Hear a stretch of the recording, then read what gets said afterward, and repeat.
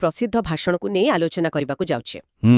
Steve jobs कर एकदम तांकर 2005 स्टैनफोर्ड विश्वविद्यालयर से समावर्तन भाषण सेथिरे से तांको जीवनर 3टी गप कहिथिले आउ से गपगुड़िक आज भी लक्ष लक्ष लोकों को प्रेरणा दिए। हाँ तेबे आमे आज विशेष करी तांकर प्रथम गप उपरे ध्यान देबा कनेक्टिंग द डॉट्स वाला। हाँ कनेक्टिंग द डॉट्स बा जीवनर बिंदु गुड़ी को जोड़िबा। निश्चित भावरे एटा माने केवल एक कहानी नुहे यह गोटे जीवन दर्शन भली। ठीक से एठिरे देखाइछंती किमिति आम जीवनर छोट छोट घटना जहाँ सेतेबेले अलग अलग लागे असंबंधित हाँ सेगुड़िक भविष्यतरे एकाठी होई एक बड़ चित्र तैयारी करंती। एटा विशेष करी सेतेबेले कामरे आसे जेतेबेले आमे दोछकीरे छेड़ा होइथौ आउ आगु को कोन करिवो सेटा जानि पारुना। एकदम चलंतु तेबे एही कहानीर आरंभरु ही आरंभ करिबा। मजा कथा होची जॉब्स तांको कहानी निज जन्म पूर्वरु आरंभ करंती। हाँ तांको जन्मदात्री मांको कथारु जिए जणे अविवाहिता कॉलेज छात्री थिले और तांकु पुष्य संतान भावे देई देबाकू निष्पत्ति नहीं थिले। आउ एही निष्पत्ति पछरे गोटा बड़ शर्त थिला नुहे की? बिल्कुल तांको जन्मदात्री मांकर गोटे दृढ़ इच्छा थिला जे जिए भी तांको पुओकू पुष्य संतान भावे नेबे अच्छा से माने निश्चय कॉलेज ग्रेजुएट होइथिबे। एटा सुनिबाकू छोटो कथा लागि पारे किंतु एही गोटिए शर्त ही जॉब्स को जीवनर प्रथम दिग निर्णय करिथिला। तबे तांको कोन सेमिति जणे कॉलेज ग्रेजुएट दंपति मिलिले? एठी तो कहानी रे मोड़ आसिला। कौन हैला ना सबु ठीक होइथिला जे जणे ओकिल और तांको पत्नी जॉब्स को पोष्य भावे नेबे किंतु जॉब्स जन्म हेबा मात्रे सेमाने हठात मना करदेले। काहेकि? कारण सेमाने गोटे झियो चाहुथिले। ओहो तेणु गोटे वेटिंग लिस्ट रे थिबा आउ एक दंपति को राति अधरे फोन गला। तांकु पचरा गला जे जणे पुओ शिशु अछंती आपण माने नेबे कि? आउ सेमाने तुरंत राजी होई गले? हाँ सेमाने तुरंत राजी होई गले। एहा तो बड़ विडंबना। गोटे पटे तांको जन्मदात्री माँ कॉलेज शिक्षा को एते गुरुत्व देउथिले आउ जेउ परिवार तांकु पाइले सेमाने सेही मानदंड पूर्ण करू नथिले। माने जेतेबेले जॉब्स को जन्मदात्री माँ जानिले जे तांको पालित माँ केबे आउ कॉलेज जाई नाहंती आउ पालित बापा हाई स्कूल भी पास करि नाहंती से पोष्य संतान कागज पत्र रे दस्खत करिबाकू सीधा मना करिदिले। अच्छा तापरे किछि मास पर्यंत एम्ति चलिला। शेषरे जॉब्स को पालित मातापिता प्रतिश्रुति देले। की प्रतिश्रुति? जे सेमाने तांको पुओ को निश्चय कॉलेज पठाइबे। सेतेबेले जाई तांको जन्मदात्री माँ राजी हेले। तेबे सेही प्रतिश्रुति पालन करी जॉब्स 17 वर्ष बयसरे कॉलेज गले किंतु कहानी रे आउ एक मोड़ आसिला। हाँ से मात्र 6 मास परे कॉलेज छाड़ी देले। एते बड़ प्रतिश्रुति पर एमिति एक निष्पत्ति काहेकि? एहा ही तो एई कहानीर मुख्य अंश। से रीड कॉलेज रे जोग देले जहाँकि माने स्टैनफोर्ड परी बहुत दामी कॉलेज थिला। तांकर वर्किंग क्लास पेरेंट्स बा श्रमिक श्रेणीर पितामाता निज जीवन सारार संचय तांको पाठ पढ़ारे लगाई देइथिले। आउ 6 मास परे जॉब्स को लागिला जे एहार कोनोसी मूल्य नाही। एकदम कारण से निजे कहिजंती जे जीवन रे कोन करिबाकू चाहंती से विषय तांकर किछि भी धारणा नथिला। आउ एते महंगा कॉलेज तांकु सेही रास्ता खोजिबारे केमिति सहाय्य करिवो से बुझी पारु नथिले। ठीक 17 वर्ष बयसरे एमिति निष्पत्ति नेबा सत्तरे बहुत साहसर काम। निश्चय से निजे भी कहिजंती जे सेतेबेले एहा बहुत डर लागुथिला किंतु परे से कहउचंती एहा तांको जीवनर सबुठु भलो निष्पत्ति मानंक मध्यरु गोटिए थिला। केमिति? कारण कॉलेज छाड़िबा परे तांको आउ सेही बाध्यतामूलक क्लास करिबाकू पड़िलानी जेउथिरे तांकर आग्रह नथिला। हाँ से एबे स्वाधीन थिले केवल सेही क्लास रे जोग देबा पई जहा तांकु प्रकृति रे भल लागुथिला। ठीक अछि तेबे से कॉलेज छाड़ी देले किंतु ता परर जीवन केमिति थिला? से कहिसंती एहा आदो रोमांटिक नथिला। हाँ एटा तो सतर्कतार परिचय दिए। वास्तव में तांको जीवन बहुत कष्टकर होई जाइथिला। केमिति? तांको पाखरे रहिबाकू हॉस्टेल रूम नथिला। अच्छा तेणु से सांग मानक रूम रे चट्टाण रे सुथिले। से कोक बोतल फेराई 5 सेंट लेखाई पाउथिले आउ सेथिरे खाद्य किणुथिले। बाप रे एपरि कि से सप्ताह रे थरे भलो खाइबा पई 7 माइल चाली चाली जाउथिले। हाँ हरे कृष्ण मंदिर को प्रति रविवार राति रे। कल्पना करा जाई पारुनी जिए परे विश्वर सबुठु मूल्यवान कंपनी तयारी कले से दिने 5 सेंट पई बोतल फेराउथिले। किंतु आश्चर्यर कथा कोन कि से कहिचंती आई लव्ड इट। से एही समय को भला पाउथिले। काहेकि इते कष्ट सत्वे? कारण एही कष्ट भितरे ही से निजर कौतूहल आउ अंतर्जाणु को अनुसरण करिवार सुजोग पाइथिले जहार सबुठु बड़ उदाहरण हेउची सेही प्रसिद्ध कैलीग्राफी क्लास। हाँ एही कैलीग्राफी क्लास ए विषय टिके विस्तार रे कहंतु। कैलीग्राफी माने सुंदर हस्ताक्षर लिखिबार कला। हाँ एहा जने टेक्नोलॉजी रे आग्रही युवक पई काहेकि एते गुरुत्वपूर्ण थिला। कथा हेउची सेही समय रे रीड कॉलेज रे देशर सबुठारु भलो कैलीग्राफी शिक्षा दिया जाउथिला। अच्छा कैंपस रो प्रतिटी पोस्टर प्रतिटी लेबल सबु हातरे सुंदर भावे लेखा होइथिला। जेहेतु से आउ कोनोसी निर्दिष्ट पाठ्यक्रम रे बंधा होई नथिले से एही कला शिखिबा पई क्लास रे जोग देले। आउ सेठारे से सेरिफ आउ sans serif टाइपफेसिस विषय रे शिखिले। हाँ एगुडी को हेउची फॉन्ट बा अक्षरर विभिन्न डिजाइन। ଏହି ସେରିଫ୍ ଆଉ ସାନ୍ ସେରିଫ୍କୁ ଟିକେ ସରଳ ଭାଷାରେ ବୁଝାଇବେ କି? ନିଶ୍ଚୟ। ଯେମିତି ଆମେ ଟାଇମ୍ସ ନ୍ୟୁ ରୋମାନ ଫଣ୍ଟ ଦେଖୁ, ତାର ପ୍ରତିଟି ଅକ୍ଷରର ଶେଷରେ ଛୋଟ ଛୋଟ ସଜାବଟ ରେଖା ଥାଏ, ତାହାକୁ ସେରିଫ୍ କୁହାଯାଏ। ଆଉ ଏରିଆଲ ବା ହେଲଭେଟିକା ଭଳି ଫଣ୍ଟଗୁଡ଼ିକ ପୁରା ସିଧା ଆଉ ସଫା, ସେଥିରେ କୌଣସି ଅତିରିକ୍ତ ରେଖା ନଥାଏ, ତାହାକୁ ସାନ୍ସ ସେରିଫ୍ କୁହାଯାଏ। ଆଚ୍ଛା। ତେବେ ଜବ୍ସ ଏହି ସୂକ୍ଷ୍ମ କଳାକୁ ବୁଝିଲେ, କେଉଁ ଅକ୍ଷର କେମିତି ସୁନ୍ଦର ଦେଖାଯାଏ, ଅକ୍ଷରମାନଙ୍କ ମଧ୍ୟରେ କେତେ ଜାଗା ରହିବା ଦରକାର, ଏସବୁ ତାଙ୍କୁ ବହୁତ ଆକର୍ଷିତ କଲା। ସେ ଏହାକୁ ବ୍ୟୁଟିଫୁଲ୍, ହିଷ୍ଟୋରିକାଲ, ଆର୍ଟିଷ୍ଟିକାଲି ସଟଲ୍ ବୋଲି କହିଛନ୍ତି। ହଁ, ଏକ ଏପରି ସୁନ୍ଦର, ଐତିହାସିକ ଓ କଳାତ୍ମକ ଜିନିଷ ଯାହାକୁ ବିଜ୍ଞାନ ଧରିପାରିବ ନାହିଁ। ଏହା ଶୁଣିବାକୁ ତ ବହୁତ ଆକର୍ଷଣୀୟ ଲାଗୁଛି, କିନ୍ତୁ ମୋ ମନରେ ଗୋଟେ ପ୍ରଶ୍ନ ଆସୁଛି। ସେତେବେଳେ ଜଣେ କଲେଜ ଛାଡ଼ିଥିବା ଯୁବକ ପାଇଁ ଏହାର ବାସ୍ତବ ଉପଯୋଗିତା କ'ଣ ଥିଲା? ଆଦୌ କିଛି ନୁହେଁ। ଆଉ ଏହା ହିଁ ତ ଏହି କାହାଣୀର ସବୁଠୁ ଗୁରୁତ୍ୱପୂର୍ଣ୍ଣ ଅଂଶ। ମାନେ ଯେତେବେଳେ ସେ କ୍ୟାଲିଗ୍ରାଫି ଶିଖୁଥିଲେ, ସେତେବେଳେ ତାଙ୍କ ଜୀବନରେ ଏହାର କୌଣସି ବ୍ୟାବହାରିକ ପ୍ରୟୋଗର ଆଶା ନଥିଲା। ତାହା କେବଳ ତାଙ୍କର ଏକ କୌତୂହଳ ଥିଲା। ଏକଦମ। କିନ୍ତୁ 10 ବର୍ଷ ପରେ ଯେତେବେଳେ ସେ ଆଉ ତାଙ୍କ ଟିମ୍ ପ୍ରଥମ ମାକିଣ୍ଟୋସ୍ କମ୍ପ୍ୟୁଟର ଡିଜାଇନ୍ କରୁଥିଲେ, ସେତେବେଳେ ଏହି ଜ୍ଞାନ କାମରେ ଆସିଲା। ହଁ, ହଠାତ୍ ସବୁକିଛି କାମରେ ଆସିଲା। କିପରି? ଫଳାଫଳ କ'ଣ ହେଲା? ସେ ସେହି କ୍ୟାଲିଗ୍ରାଫିରୁ ଶିଖିଥିବା ସମସ୍ତ ସିଦ୍ଧାନ୍ତକୁ ନୂଆ ମ୍ୟାକ୍ କମ୍ପ୍ୟୁଟରରେ ବ୍ୟବହାର କଲେ, ଆଉ ଫଳସ୍ୱରୂପ ମ୍ୟାକ୍ ସୁନ୍ଦର ଟାଇପୋଗ୍ରାଫି ଥିବା ବିଶ୍ୱର ପ୍ରଥମ କମ୍ପ୍ୟୁଟର ହେଲା। ଆଶ୍ଚର୍ଯ୍ୟଜନକ। ଜବ୍ସଙ୍କ ମତରେ ଯଦି ସେ କଲେଜରୁ ଡ୍ରପ୍ ଆଉଟ୍ କରିନଥାନ୍ତେ, ତେବେ ସେ କେବେ ବି ଏ କ୍ୟାଲିଗ୍ରାଫି କ୍ଲାସରେ ଯୋଗ ଦେଇନଥାନ୍ତେ। ଆଉ ଆଜିର କମ୍ପ୍ୟୁଟରରେ ଏତେ ସୁନ୍ଦର ଫଣ୍ଟ ନଥାନ୍ତା। ହୁଏତ ନଥାନ୍ତା। ଆଉ ସେ ତାଙ୍କର ସେହି ଚିରାଚରିତ ଶୈଳୀରେ ମଜାରେ କହୁଛନ୍ତି, ଯେହେତୁ ୱିଣ୍ଡୋଜ୍ କେବଳ ମ୍ୟାକ୍କୁ ନକଲ କରିଛି। ତେଣୁ ସମ୍ଭବତଃ କୌଣସି ବି ପର୍ସନାଲ କମ୍ପ୍ୟୁଟରରେ ଏହା ନଥାନ୍ତା। ହଁ। ତେବେ ଏହା ହିଁ ହେଉଛି କନେକ୍ଟିଂ ଦ ଡଟ୍ସର ପ୍ରକୃତ ଅର୍ଥ। ଯେତେବେଳେ ଆମେ କିଛି କରୁଛୁ, ସେତେବେଳେ ତାର ଭବିଷ୍ୟତ ଜଣା ନଥାଏ, କିନ୍ତୁ ପରେ ସବୁକିଛି ଯୋଡ଼ି ହୋଇଯାଏ। ଏକଦମ। ସେଥିପାଇଁ ସେ କହୁଛନ୍ତି, you can't connect the dots looking forward, you can only connect them looking backwards. ଅର୍ଥାତ୍ ଆମେ ଭବିଷ୍ୟତକୁ ଦେଖି ଆମ ଜୀବନର ଘଟଣାଗୁଡ଼ିକର ସମ୍ପର୍କ ବୁଝିପାରିବା ନାହିଁ। ଠିକ୍। କେବଳ ଅତୀତକୁ ଦେଖିଲେ ହିଁ ସେଗୁଡ଼ିକୁ କେମିତି ପରସ୍ପର ସହିତ ଯୋଡ଼ି ହୋଇ ରହିଥିଲା, ତାହା ସ୍ପଷ୍ଟ ହୁଏ। ଯେତେବେଳେ ସେ କ୍ୟାଲିଗ୍ରାଫି ଶିଖୁଥିଲେ, ସେତେବେଳେ ତାକୁ ଭବିଷ୍ୟତର ମ୍ୟାକ୍ କମ୍ପ୍ୟୁଟର ସହ ଯୋଡ଼ିବା ଅସମ୍ଭବ ଥିଲା। ବିଲକୁଲ। କିନ୍ତୁ 10 ବର୍ଷ ପରେ ପଛକୁ ଅନାଇଲା ବେଳକୁ ସବୁକିଛି ସ୍ପଷ୍ଟ ଦେଖାଗଲା। ଏହା ଏକ ପ୍ରକାର ନିଜ ଅନ୍ତର୍ଜାନ ଉପରେ ବିଶ୍ୱାସ କରିବା ଭଳି କଥା ନୁହେଁ କି? ଆଜିକାଲି ଦୁନିଆରେ ତ ଆମେ ସବୁ କାମର ତୁରନ୍ତ ଫଳାଫଳ ଖୋଜୁ। ଆପଣ ଏକ ବହୁତ ଗୁରୁତ୍ୱପୂର୍ଣ୍ଣ କଥା କହିଲେ। ଜବ୍ସକୁ ଦର୍ଶନ ଏହାର ଠିକ୍ ବିପରୀତ। ହଁ। ସେ କହୁଛନ୍ତି, you have to trust in something, your gut, destiny, life, karma, whatever. ଅର୍ଥାତ୍ ଆମକୁ କୌଣସି ନା କୌଣସି ଜିନିଷ ଉପରେ ଭରସା ରଖିବାକୁ ପଡ଼ିବ। ତାହା ଆମର ଅନ୍ତର୍ଜାନ ହେଉ, ଆମର ଭାଗ୍ୟ ହେଉ, ଜୀବନ ହେଉ ବା କର୍ମଫଳ। ହଁ, ଏହି ବିଶ୍ୱାସ ରଖିବାକୁ ପଡ଼ିବ ଯେ ଆମର ବର୍ତ୍ତମାନର କାମ, ନିଷ୍ପତ୍ତି, ଅନୁଭୂତି ଏସବୁ ଭବିଷ୍ୟତରେ କୌଣସି ନା କୌଣସି ରୂପରେ ଯୋଡ଼ି ହୋଇଯିବ। ଆଉ ଏହି ଦୃଷ୍ଟିକୋଣ ହିଁ ଆମକୁ ବର୍ତ୍ତମାନର ଅନିଶ୍ଚିତତା ସହ ଲଢ଼ିବାକୁ ସାହସ ଦିଏ। ଏକଦମ। ତେବେ ଏହି ସମ୍ପୂର୍ଣ୍ଣ କାହାଣୀରୁ ଆମ ପାଇଁ ମୁଖ୍ୟ ଶିକ୍ଷା କ'ଣ? ମୋ ମତରେ ଏହାର ମୁଖ୍ୟ ଶିକ୍ଷା ହେଲା ଯେ ଜୀବନରେ କୌଣସି ବି ଅନୁଭୂତି ବେକାର ଯାଏ ନାହିଁ। ଆମେ ଯାହା ବି ଶିଖୁ, ଯେଉଁ ବି ରାସ୍ତାରେ ଯାଉ, ତାହା ଆମ ଜ୍ଞାନର ଭଣ୍ଡାରରେ ଏକ ନୂଆ ବିନ୍ଦୁ ଯୋଗ କରେ। ବେଳେବେଳେ ଆମକୁ ଲାଗିପାରେ ଯେ ଆମେ ଯାହା କରୁଛୁ ତାହାର କୌଣସି ଫଳ ନାହିଁ, ଯେମିତି ଜବ୍ସଙ୍କର କ୍ୟାଲିଗ୍ରାଫି କ୍ଲାସ୍। ଠିକ୍। କିନ୍ତୁ ଭବିଷ୍ୟତରେ ସେହି ଛୋଟ ଅନୁଭୂତି ହିଁ ଏକ ବଡ଼ ସଫଳତାର କାରଣ ହୋଇପାରେ। ତେଣୁ ନିଜର କୌତୂହଳ ଆଉ ଅନ୍ତର୍ଜ୍ଞାନ ଉପରେ ବିଶ୍ୱାସ ରଖି ଆଗକୁ ବଢ଼ିବା ଦରକାର। ଶେଷରେ ମୋ ମନକୁ ଗୋଟେ କଥା ଆସୁଛି, ଆମେ ସମସ୍ତେ ଆମ ଜୀବନର ବିନ୍ଦୁଗୁଡ଼ିକୁ ଯୋଡ଼ିବା ପାଇଁ ଗୋଟେ ନିର୍ଦ୍ଦିଷ୍ଟ ଯୋଜନା କରିଥାଉ। ହଁ, ଏକ ସିଧା ରାସ୍ତା ତିଆରି କରିବାକୁ ଚେଷ୍ଟା କରୁ। କିନ୍ତୁ ଜବ୍ସଙ୍କ କାହାଣୀ ଶୁଣିଲା ପରେ ଲାଗୁଛି, କ'ଣ ହେବ ଯଦି ଜୀବନର ସବୁଠୁ ବଡ଼ ସୁଯୋଗ ସେହି ଯୋଜନା ବାହାରେ କୌଣସି ଅପ୍ରତ୍ୟାଶିତ ବଙ୍କା ରାସ୍ତାରେ ଲୁଚି ରହିଥାଏ, ଯେଉଁ ରାସ୍ତାକୁ ଯିବାକୁ ଆମେ ସବୁବେଳେ ଡରୁ। ହଁ, ଏହା ବିଷୟରେ ଚିନ୍ତା କରିବା ଆବଶ୍ୟକ। ଆମେ ତାଙ୍କର 3ଟି କାହାଣୀରୁ ଦ୍ୱିତୀୟଟି ଉପରେ ଧ୍ୟାନ ଦେବା। ଏହାର ଶୀର୍ଷକ ସେ ନିଜେ ଦେଇଥିଲେ, ଲଭ୍ ଆଣ୍ଡ ଲସ୍, ମାନେ ପ୍ରେମ ଏବଂ କ୍ଷତି। ଏହା ଏକ ଏମିତି କାହାଣୀ ଯେଉଁଠି ଜଣେ ବ୍ୟକ୍ତି ନିଜ ଜୀବନର ସବୁଠୁ ବଡ଼ ସଫଳତା ପରେ ସବୁଠୁ ବଡ଼ ବିଫଳତାର ସାମ୍ନା କରୁଛି, କିନ୍ତୁ କଥା ସେଇଠି ସରୁନି। ଆମର ଉଦ୍ଦେଶ୍ୟ ହେଉଛି ଏହି କାହାଣୀର ପ୍ରତିଟି ମୋଡ଼କୁ ବୁଝିବା। ଜଣେ ବ୍ୟକ୍ତି କିପରି ନିଜେ ତିଆରି କରିଥିବା ଦୁନିଆରୁ ବାହାରିଯିବା ପରେ ପୁଣି ଥରେ ନିଜକୁ ଗଢ଼ିପାରେ। ଚାଲନ୍ତୁ ଏହି ଯାତ୍ରାର ଆରମ୍ଭ କରିବା। ତେବେ କାହାଣୀ ଆରମ୍ଭ ହେଉଛି ଷ୍ଟିଭ୍ ଜବ୍ସଙ୍କର ଭାଗ୍ୟରୁ। ସେ ନିଜେ କହୁଛନ୍ତି, I was lucky, I found what I love to do early in life. ମାନେ ସେ ଭାଗ୍ୟବାନ ଥିଲେ, କାରଣ କେଉଁ କାମ ତାଙ୍କୁ ପ୍ରକୃତରେ ଖୁସି ଦିଏ ତାହା ସେ ବହୁତ କମ୍ ବୟସରୁ ହିଁ ଜାଣିପାରିଥିଲେ। ମାତ୍ର 20 ବର୍ଷ ବୟସରେ ନିଜ ସାଙ୍ଗ ୱୋଜନିଆକ୍, ଯାହାଙ୍କୁ ସେ ୱୋଜ୍ ବୋଲି ଡାକୁଥିଲେ, ତାଙ୍କ ସହ ମିଶି ନିଜ ବାପା ମାଙ୍କ ଗ୍ୟାରେଜରେ ଆପଲ୍ କମ୍ପାନୀ ଆରମ୍ଭ କଲେ। ଆଉ ସେହି ଆରମ୍ଭ କିଛି ସାଧାରଣ ନଥିଲା। ସେମାନଙ୍କର କଠିନ ପରିଶ୍ରମ ବିଷୟରେ ସେ କହୁଛନ୍ତି, ୱି ୱର୍କଡ୍ ହାର୍ଡ, ଆଉ ତାର ଫଳ ବି ସେମିତି ମିଳିଲା। ମାତ୍ର 10 ବର୍ଷ ଭିତରେ ସେହି ଛୋଟିଆ ଗ୍ୟାରେଜରୁ ଆରମ୍ଭ ହୋଇଥିବା କମ୍ପାନୀ ଏକ $2 ବିଲିୟନ୍ କମ୍ପାନୀ ୱିଥ୍ ଓଭର 4000 ଏମ୍ପ୍ଲୟିଜରେ ପରିଣତ ହୋଇଗଲା।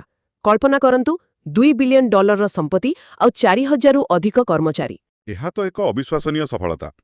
କିନ୍ତୁ ଠିକ୍ ଯେତେବେଳେ ସବୁକିଛି ଶୀର୍ଷରେ ଥିଲା, ଯେତେବେଳେ ତାଙ୍କୁ 30 ବର୍ଷ ହୋଇଥିଲା ଆଉ ସେମାନେ ନିଜର ସବୁଠୁ ବଡ଼ ଉଦ୍ଭାବନା ଦି ମ୍ୟାକିଣ୍ଟସ୍ ବଜାରକୁ ଆଣିଥିଲେ, ସେତେବେଳେ କାହାଣୀରେ ଏକ ନାଟକୀୟ ମୋଡ଼ ଆସିଲା।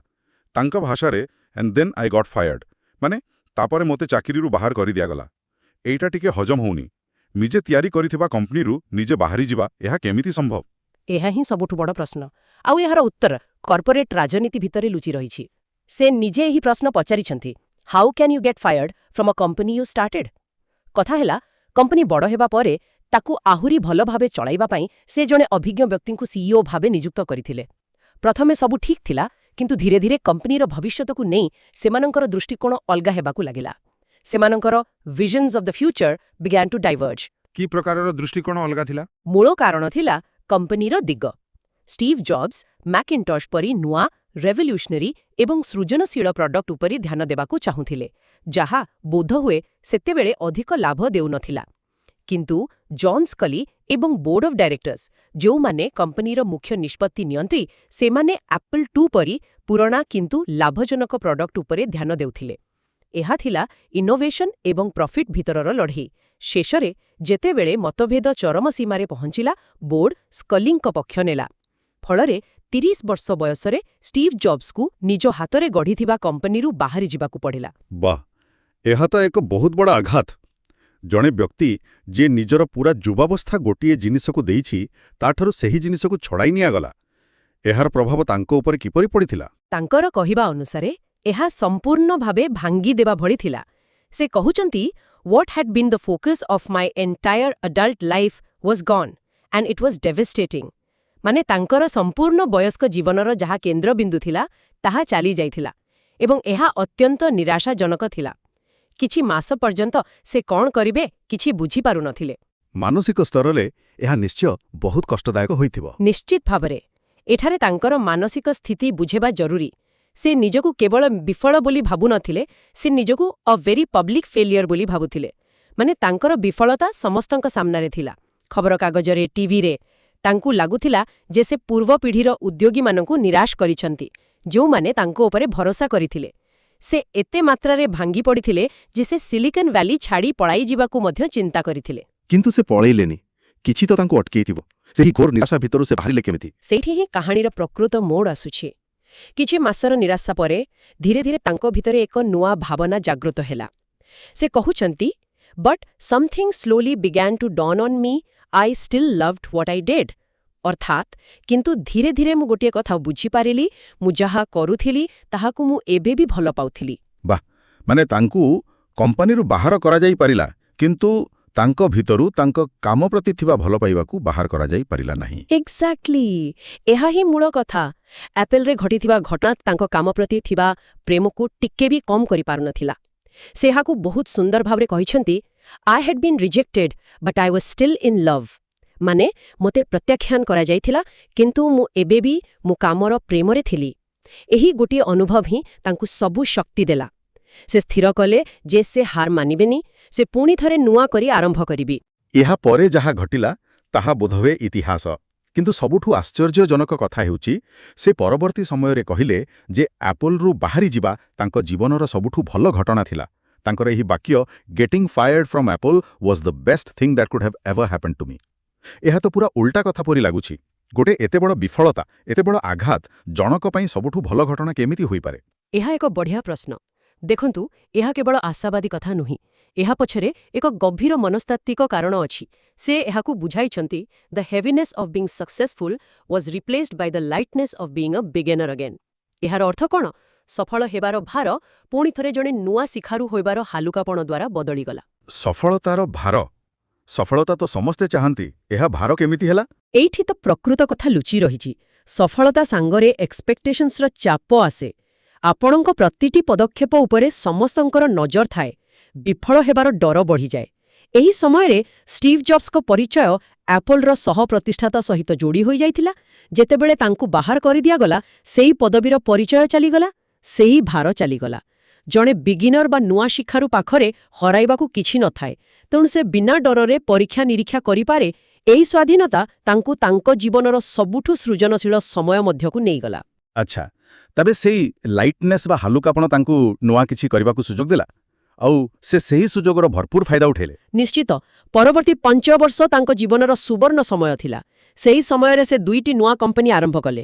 ଗୋଟିଏ ଥିଲା ନେକ୍ସଟ ଓ ଦ୍ୱିତୀୟଟି ଥିଲା ପିକ୍ସାର। ପିକ୍ସାର, ଯାହା ଆଜି ଦୁନିଆର ସବୁଠୁ ବଡ଼ ଆନିମେସନ ଷ୍ଟୁଡିଓ। ହଁ, ସେହି ପିକ୍ସାର। ପିକ୍ସାର ହିଁ ଦୁନିଆର ପ୍ରଥମ computer animated feature film toy story ତିଆରି କଲା ଆଉ ଆନିମେସନ ଦୁନିଆକୁ ପୁରା ବଦଳାଇ ଦେଲା। ଏହା ସହିତ ସେହି 5 ବର୍ଷ ଭିତରେ ସେ ତାଙ୍କ ଜୀବନସାଥୀଙ୍କୁ ମଧ୍ୟ ପାଇଲେ। ତାପରେ ଯାହା ହେଲା ତାହାକୁ ଷ୍ଟିଭ୍ ଜବ୍ସ ଅ ରିମାର୍କେବଲ୍ ଟର୍ନ ଅଫ୍ ଇଭେଣ୍ଟସ୍ ବା ଏକ ଆଶ୍ଚର୍ଯ୍ୟଜନକ ଘଟଣାକ୍ରମ ବୋଲି କହିଛନ୍ତି। ଆଉ ସେଇଟା କ'ଣ ଥିଲା? ସେଇଟା ଥିଲା ତାଙ୍କର ଆପଲ୍କୁ ପ୍ରତ୍ୟାବର୍ତ୍ତନ। ସେତେବେଳକୁ ଆପଲ୍ କମ୍ପାନୀର ଅବସ୍ଥା ବହୁତ ଖରାପ ହୋଇଯାଇଥିଲା। ସେମାନଙ୍କୁ ଏକ ନୂଆ ଟେକ୍ନୋଲୋଜିର ଆବଶ୍ୟକତା ଥିଲା, ଆଉ ସେହି ଟେକ୍ନୋଲୋଜି ଥିଲା ଷ୍ଟିଭ୍ ଜବ୍ସଙ୍କ କମ୍ପାନୀ ନେକ୍ସଟ ପାଖରେ। ତେଣୁ ଆପଲ୍ ନେକ୍ସଟକୁ କିଣିନେଲା, ଆଉ ଏହି ମାଧ୍ୟମରେ ଷ୍ଟିଭ୍ ଜବ୍ସ ପୁଣି ଥରେ ନିଜ ପୁରୁଣା କମ୍ପାନୀକୁ ଫେରିଲେ। ଆଉ ସବୁଠୁ ବଡ଼ କଥା, ନେକ୍ସଟରେ ସେ ଯେଉଁ ଟେକ୍ନୋଲୋଜି ତିଆରି କରିଥିଲେ ତାହା ହିଁ ଆପଲ୍ର ପୁନରୁତ୍ଥାନର, ଆପଲ୍ସ ରେନେସାନ୍ସର କେନ୍ଦ୍ରବିନ୍ଦୁ ପାଲଟିଗଲା। ଏହା ତ ସତରେ ଏକ ଫିଲ୍ମ କାହାଣୀ ପରି। ଯେଉଁ କମ୍ପାନୀରୁ ତାଙ୍କୁ ବାହାର କରିଦିଆଯାଇଥିଲା, ସେହି କମ୍ପାନୀକୁ ବଞ୍ଚାଇବା ପାଇଁ ତାଙ୍କୁ ହିଁ ଫେରିବାକୁ ପଡ଼ିଲା। ତେବେ ଏହି ପୁରା କାହାଣୀରୁ, ଏହି ଉତ୍ଥାନ ପତନରୁ ମୂଳ ଶିକ୍ଷା କ'ଣ ମିଳୁଛି? ଏହାର ସାରାଂଶ ସେ ନିଜେ ବହୁତ ସ୍ପଷ୍ଟ ଭାବରେ କହିଛନ୍ତି। Sometimes life hits you in the head with a brick. Don't lose faith. ମାନେ କେତେବେଳେ ଜୀବନ ତୁମ ମୁଣ୍ଡକୁ ଇଟାରେ ଆଘାତ କରେ, କିନ୍ତୁ ବିଶ୍ୱାସ ହରାଉ ନାହିଁ। ଜୀବନରେ ଏମିତି କଠିନ ପରିସ୍ଥିତି ଆସିପାରେ ଯାହା ତୁମକୁ ସମ୍ପୂର୍ଣ୍ଣ ଭାଙ୍ଗିଦେବାକୁ ଚେଷ୍ଟା କରିବ, କିନ୍ତୁ ସେହି ସମୟରେ ନିଜ ଉପରୁ ବିଶ୍ୱାସ ହରାଇବା ଉଚିତ ନୁହେଁ। କିନ୍ତୁ ସେହି ବିଶ୍ୱାସ ଆସିବ କେଉଁଠୁ? ଯେତେବେଳେ ସବୁକିଛି ଭାଙ୍ଗିଯାଏ, ସେତେବେଳେ ବିଶ୍ୱାସ ରଖିବା ତ ସବୁଠୁ କଷ୍ଟକର କାମ। ସେ ଏହାର ଉତ୍ତର ମଧ୍ୟ ଦେଇଛନ୍ତି। ତାଙ୍କ ମତରେ କେବଳ ଗୋଟିଏ ଜିନିଷ ତାଙ୍କୁ ସେହି କଠିନ ସମୟରେ ଆଗକୁ ବଢ଼ିବାରେ ସାହାଯ୍ୟ କରିଥିଲା। ତାଙ୍କ ଭାଷାରେ I am convinced that the only thing that kept me going was that I loved what I did. ମାନେ, ମୁଁ ନିଶ୍ଚିତ ଯେ କେବଳ ଗୋଟିଏ ଜିନିଷ ମୋତେ ଆଗକୁ ନେଉଥିଲା, ଆଉ ତାହା ହେଉଛି ମୁଁ ଯାହା କରୁଥିଲି ତାକୁ ଭଲ ଗାଉଥିଲି। ଏଣୁ ତାଙ୍କର ମୁଖ୍ୟ ଉପଦେଶ ହେଉଛି you've got to find what you love. ତୁମକୁ ତାହା ଖୋଜି ବାହାର କରିବାକୁ ପଡ଼ିବ ଯାହାକୁ ତୁମେ ପ୍ରକୃତରେ ଭଲ ପାଅ। ସେ ଏହାକୁ ଆହୁରି ସ୍ପଷ୍ଟ କରି କହିଛନ୍ତି, The only way to be truly satisfied is to do what you believe is great work. And the only way to do great work is to love what you do. ଏହାର ଅର୍ଥବୋଧ ହୁଏ ପ୍ରକୃତ ସନ୍ତୁଷ୍ଟି ସେତେବେଳେ ମିଳେ ଯେତେବେଳେ ଆମେ ଏମିତି କାମ କରୁ ଯାହାକୁ ଆମେ ନିଜେ ମହାନ ବୋଲି ଭାବୁ, ଆଉ ମହାନ କାମ ସେତେବେଳେ ସମ୍ଭବ ଯେତେବେଳେ ଆମେ ନିଜ କାମକୁ ଭଲ ପାଉ। ବିଲକୁଲ, ଏହି ଦୁଇଟି ବାକ୍ୟ ପରସ୍ପର ସହ ଯୋଡ଼ି ହୋଇ ରହିଛି। ଯଦି ତୁମେ ନିଜ କାମକୁ ଭଲ ପାଉନାହଁ, ତେବେ ତୁମେ ସେଥିରେ କେବେ ବି ନିଜର ଶ୍ରେଷ୍ଠତା ଦେଇପାରିବ ନାହିଁ। ଆଉ ଯଦି ଶ୍ରେଷ୍ଠତା ନ ଦେଇପାରିଲ, ତେବେ ପ୍ରକୃତ ଆତ୍ମସନ୍ତୋଷ ମିଳିବ ନାହିଁ। ଶେଷରେ ସେ ସମସ୍ତଙ୍କ ପାଇଁ, ବିଶେଷ କରି ଯୁବପିଢ଼ି ପାଇଁ ଏକ ଆହ୍ୱାନ ଦେଉଛନ୍ତି। If you haven't found it yet, keep looking, don't settle. Don't settle, ଏହି ଦୁଇଟି ଶବ୍ଦ ଭିତରେ ବହୁତ କିଛି ଅଛି। ମାନେ, ଯଦି ତୁମେ ଏପର୍ଯ୍ୟନ୍ତ ନିଜର ପ୍ୟାସନ୍ ପାଇନାହଁ, ତେବେ ଖୋଜିବା ଜାରି ରଖ। କୌଣସି ଜିନିଷରେ ସମାଧାନ କରି ଅଟକି ଯାଅ ନାହିଁ। ହଁ, କେବଳ ଚାକିରି କରିବା ପାଇଁ ବା ପଇସା ପାଇଁ କୌଣସି କାମରେ ନିଜକୁ ବାନ୍ଧି ରଖ ନାହିଁ, ଖୋଜିବା ଜାରି ରଖ। ସେ ଏହାକୁ ହୃଦୟର ବିଷୟ ସହିତ ତୁଳନା କରି କହୁଛନ୍ତି, as with all matters of the heart, you'll know when you find ଇଟ୍।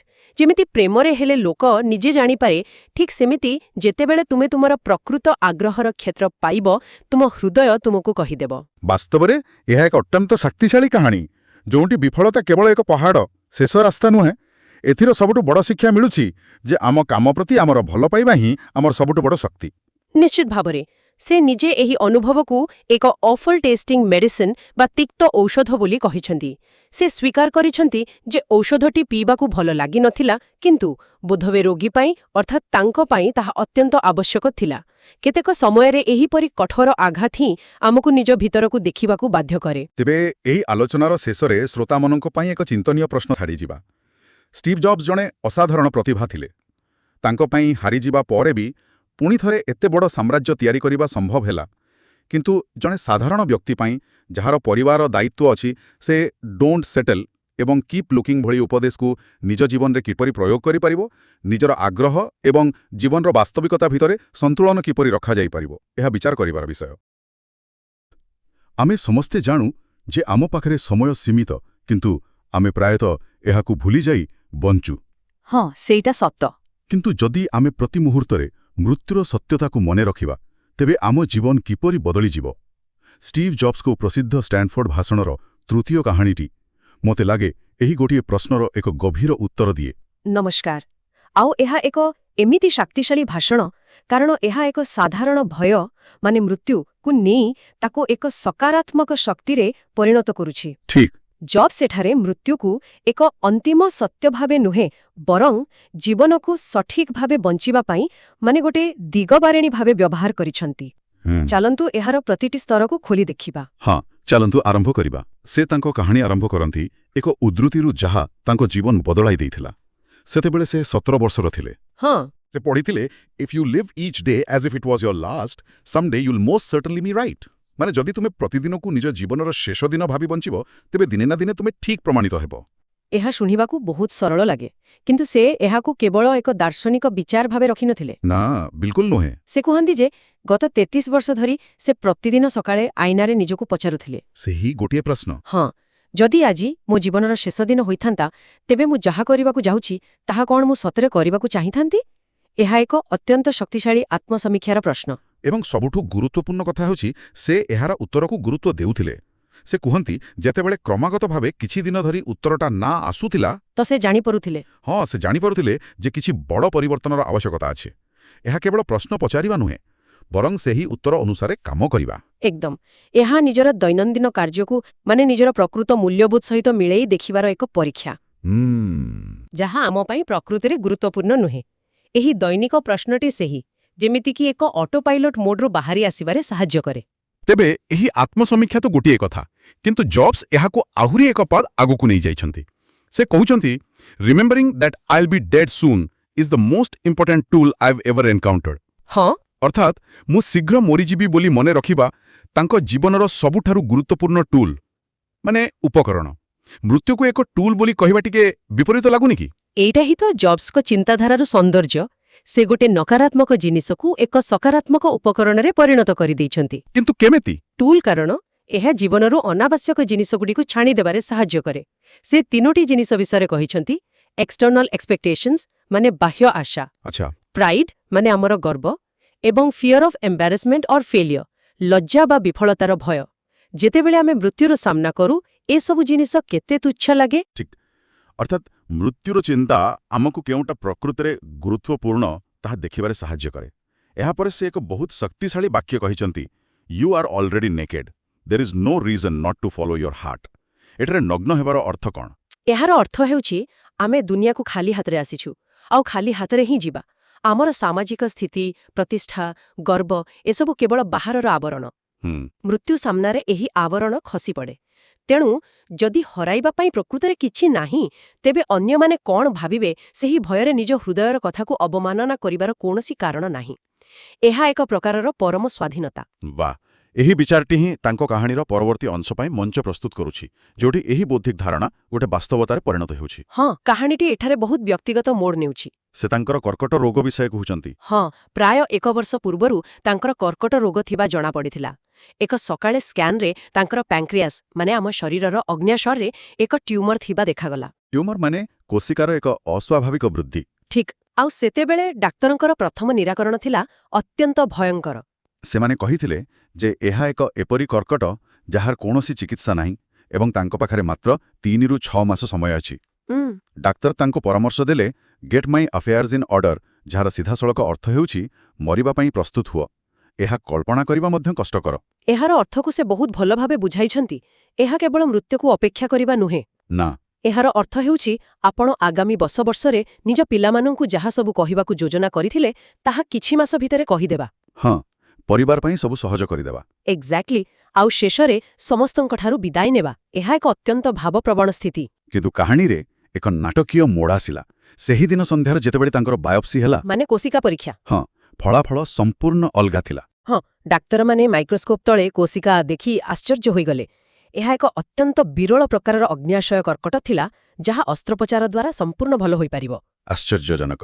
ଏହି ଘଟଣାଟି ମୃତ୍ୟୁକୁ ଏକ ଦାର୍ଶନିକ ଧାରଣାରୁ ଏକ ବାସ୍ତବ ଅନୁଭୂତିରେ ପରିଣତ କରିଦେଲା। ସେ କୁହନ୍ତି ଏହା ହିଁ ଥିଲା ମୃତ୍ୟୁର ସବୁଠାରୁ ନିକଟତମ ଅନୁଭବ। ଏହି ଅନୁଭୂତି ତାଙ୍କର ପୂର୍ବ ବିଶ୍ୱାସକୁ ଆହୁରି ଦୃଢ଼ କରିଦେଲା। ଏହାପରେ ସେ କହୁଛନ୍ତି no one wants to die and yet death is the destination we all share. ସତ କଥା। ମାନେ କେହି ମରିବାକୁ ଚାହାନ୍ତି ନାହିଁ କିନ୍ତୁ ମୃତ୍ୟୁ ଆମ ସମସ୍ତଙ୍କର ଶେଷ ଗନ୍ତବ୍ୟସ୍ଥଳ। କିନ୍ତୁ ଏହାପରେ ସେ ଯେଉଁ ବାକ୍ୟଟି କହୁଛନ୍ତି ତାହା ମୋତେ ସବୁଠୁ ଅଧିକ ଆଶ୍ଚର୍ଯ୍ୟ କରେ। କେଉଁଟା? Death is very likely the single best invention of life. ଜୀବନର ସର୍ବଶ୍ରେଷ୍ଠ ଆବିଷ୍କାର ହେଉଛି ମୃତ୍ୟୁ। ଏହା କିପରି ସମ୍ଭବ? ଏଇଟା ଏକ ବିରୋଧାଭାସ, ଗୋଟେ ପ୍ୟାରାଡକ୍ସ ନା। କିନ୍ତୁ ଯଦି ଆମେ ଗଭୀର ଭାବେ ଚିନ୍ତା କରିବା, ଏହାର ଅର୍ଥ ବହୁତ ଗଭୀର। ସେ ମୃତ୍ୟୁକୁ ଲାଇଫ୍ସ ଚେଞ୍ଜ ଏଜେଣ୍ଟ ବୋଲି କହୁଛନ୍ତି। ମାନେ ଜୀବନର ପରିବର୍ତ୍ତନକାରୀ? ହଁ, ଏହାର କାର୍ଯ୍ୟ ହେଉଛି ପୁରୁଣାକୁ ସଫା କରି ନୂଆ ପାଇଁ ରାସ୍ତା ତିଆରି କରିବା।